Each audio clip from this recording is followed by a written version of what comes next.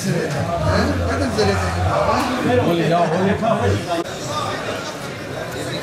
İslam'da bir müdürümüzü görürüz. İslam'da farklı bir müdürümüzü öyle mi olacaksınız? Yok Sayın Valim, biz bunu diyoruz. Gıdaya temiz ellerle başlayalım. Bu temiz ellerle. Bugün siz Mustafa Bey ortaklarımızdan dinliyoruz. وقت تركيا بوارك شتوكالي براستي زمانكي متقود بوتي عراقي هموي بو يعني الزراعة الهريمة كردستاني بشي همو عراقي تكر بس مخابن بشتي خراب كرنا 4500 قندا يا رجيما بحث سر كردا كري ما نكاريا حتى في اموال الزراعاتي بيش بيخر Mezopotamya'nın ve Anadolu'nun birleştiği, kesiştiği bir nokta. Anadolu halklarıyla Mezopotamya halklarının ortak yarattığı bir değer. Yine stratejik olarak da çok önemli bir yerde.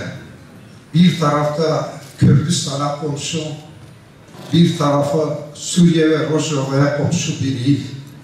Yani Orta Doğu'nun gelişmesinde, değişiminde önemli katkılar sağlayabilecek bir merkez. Bugün Suriye'de bir savaş yaşanıyor. Hepimizi üzen bir savaş. Ama biliyoruz ki bu savaş, bu çatışmalar bir gün bitecek ve Mardin'in Suriye ile olan sınırı 157 kilometre. Yani Suriye'nin yeniden inşasında, yapılanmasında Mardin önemli bir görev yerine getirecek. Türkiye 10 yıl önce 36 milyar dolar ihracat yapıyordu. Bunun 4 milyar doları tarımdı.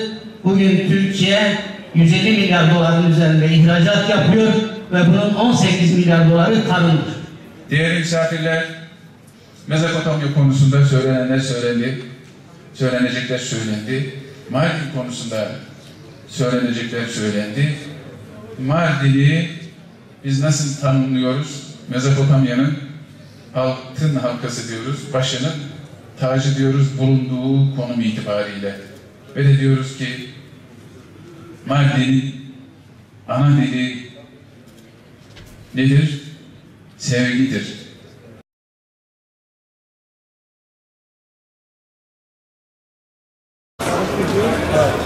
Hepsi kontrol. Hazırlık yapamıyorlar. Yapamıyorlar. Aynı ihtimal yapacaklar bu işi. Onlara bir ceza kesiyoruz. Aynen vereceğim. Cezayı sen tespit et. Tabii, Mehmet Eylül'cüğüm.